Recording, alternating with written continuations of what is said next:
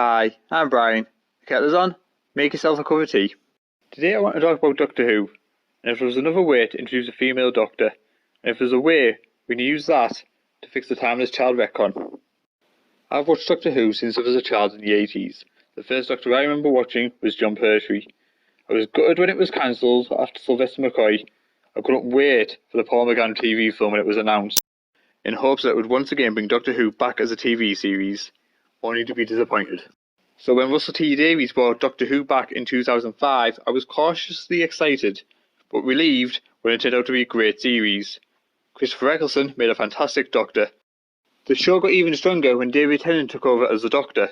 Both Russell T Davies and David Tennant left the show after the episode's The End of Time, when Stephen Moffat took over as showrunner and Matt Smith and Peter Capaldi became the Doctor.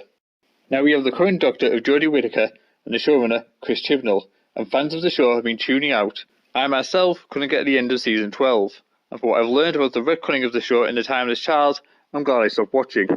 Now I don't blame the current state of Doctor Who on the Doctor being female, and Jodie Whittaker's debut episode had viewing figures of 10.54 million, showing viewers were willing to give her a chance.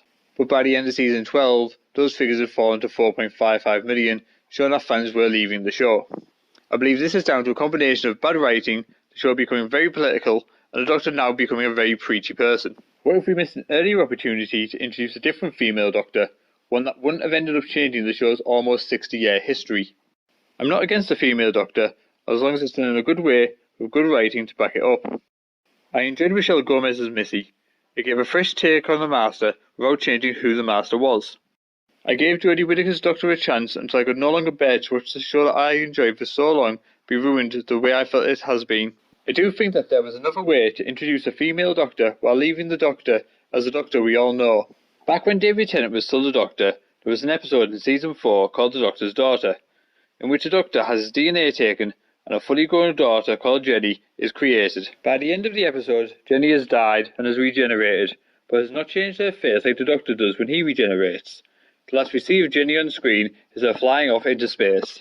I think that this is the point we should have been given a female Doctor. The show had its most popular Doctor, and after season 4, there was a gap before season 5 started, in which we got David Tennant's final episodes and specials throughout the year. Torchwood was popular with fans, so creating a new show following Jenny could have been an interesting show to do at the time. Now, while it wouldn't have exactly been a female version of the Doctor we've always known, Jenny was made from his DNA and would have had elements of the Doctor in her, while giving her her own personality, and back then more Doctor Who would have been welcome. We could have followed Jenny in her journey in finding out who she is as a person, now that she wasn't fighting the war she was created to fight. Bringing back and using Jenny now could help Doctor Who going forward. Many fans have left the show, and many don't want to come back for season 13. But what if the BBC realise they've made a mistake with The Timeless Child? They could potentially use Jenny to fix it, and this is my idea how.